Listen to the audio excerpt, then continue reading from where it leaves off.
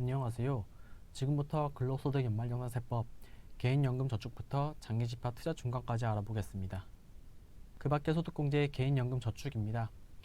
2000년도 12월 31일 이전에 개인연금 저축에 가입한 사람이 있는 경우 불입한 금액의 40%를 72만원 한도로 소득공제해주는 내용입니다. 나중에 세액공제에도 연금계좌 항목이 있습니다. 이름이 비슷하다고 헷갈리시면 안됩니다. 지금 안내드리는 부분은 소득공제 항목이고요.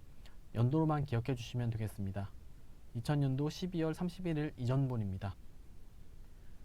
소기업 소상공인 공제 부금입니다. 노란우산 공제라고 해서 법인 대표자가 가입해서 퇴직금 형식으로 받는 항목입니다. 총급여 7천만원 이하 조건이 있고요. 납부한 금액을 공제해주며 각 근로소득 기준별 한도가 있습니다. 실무상 해당하는 대상자가 많지 않기에 이러한 항목이 있구나 정도 알고 계시면 되겠으며, 해당하시는 분은 프로그램 내 공제 금액을 입력하면 됩니다.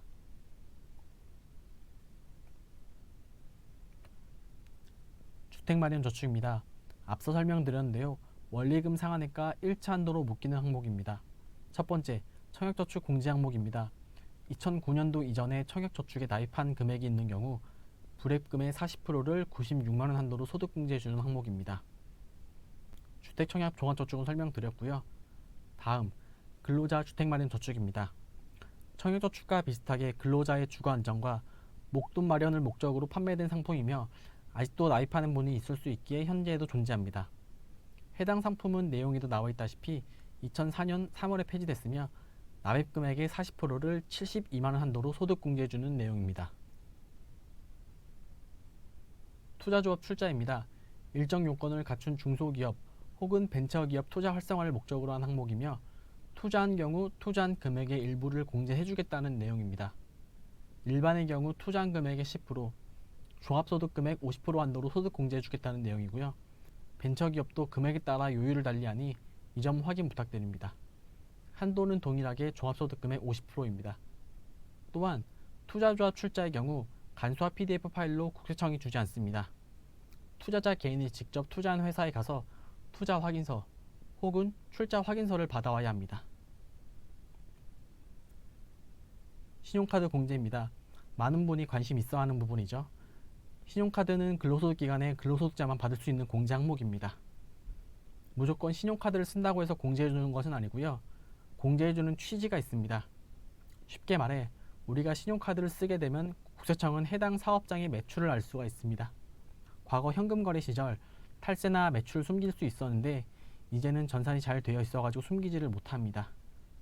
결론적으로 카드를 사용함으로써 매출을 알 수가 있고, 소득이 있으면 뒤따라오는 세금이 있습니다. 이에 개인 사업자의 경우 관련 세금을, 법인의 경우 법인세, 부가세 등 징수가 가능한 것입니다. 이러한 대가로 신용카드 공제해 주는 것이고요. 그래서 무슨 금액을 어떻게 공제해 주느냐, 보시면 1번부터 6번까지입니다. 1번 신용카드, 2번 현금 영수증, 3번 직불카드, 4번 도서고용비, 5번 전통시장, 6번 대중교통. 해당 내용의 사용분이 있는 경우 신용카드는 15%, 현금 직불 도서공연 30%, 도서공연 영화관람의 경우 7천만원 이하자는 30%입니다. 초과자는 그대로 신용카드 요율인 15%를 적용합니다. 마지막으로 전통시장 40%입니다. 대중교통은 80%로 개정되었습니다. 단 4번, 5번 도서공연, 미술관, 박물관, 전통시장 경우 1분기 요율은 그대로이나 2에서 4분기, 즉 4월부터 12월까지 사용분의 경우 도서공연은 40%, 전통시장은 50% 개정되었습니다. 지난 2년간 신용카드 등 소득공제 항목의 소비 증가분 항목은 근본 개정과 함께 사라진 점 참고하시면 됩니다. 이렇게 공제율을 적용해서 전액 공제해주는 것이 아닌 최저 사용금과 신용카드 사용분을 비교해서 조건식에 따라 요율을 적용하고 이후 한도를 비교해서 공제 금액을 산출하게 됩니다. 신용카드의 경우 본인 총 연봉에서 25% 이상 사용해야 그 초과분부터 공제가 됩니다. 본인이 신용카드 공제가 안 됐다고 하면 해당 금액 기준의 검토가 필요합니다. 또한 신용카드 공제 예외 케이스가 있는데요. 대표적으로 교육비나 공과금을 신용카드로 결제한 경우, 기부금을 신용카드로 결정한 경우 혹은 신차를 카드로 구입한 경우는 신용카드 공제에 해당하지 않습니다. 다만 중고차는 10% 가능합니다.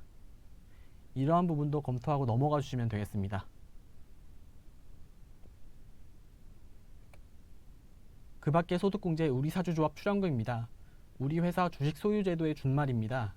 우리사주조합원이 출자한 출자금을 공제해주되 일반 400만원, 벤처 1,500만원 한도로 적은 금액을 소득공제해주는 부분입니다. 다음은 고용유지 중소기업 근로자입니다. 개괄적인 내용은 이렇습니다.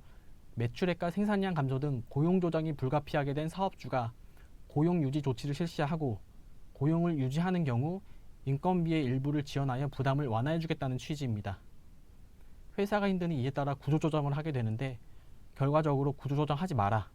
1인당 8시간 100만원 주던 일을 2인당 4시간씩 50만원으로 임금을 줄이고 고용을 유지하라라는 것이 골자입니다. 이렇게 유지하면 임금 삭감액의 50%를 1,000만원 한도로 공제해주겠다는 내용입니다. 해당 실무시 거의 없는 내용이니 이러한 것이 있다 정도 참고하시면 되겠습니다. 그 밖의 소득공제 마지막 항목 장기집합투자증권입니다. 거주자 대상이며 2015년 12월 말까지 장기집합투자증권에 가입한 5천만원 이하인 경우 납입액의 40%를 600만원 한도로 소득공제해주겠다는 내용입니다. 아래 청년형 장기집합투자증권의 경우에도 작년에 신설되었으며 청년의 조건과 가입기간, 나이 요건만 다르고 공제 금액과 한도는 동일합니다. 이상 근로소득 연말정산세법 개인연금저축부터 장기집합투자증권까지 알아보았습니다. 감사합니다.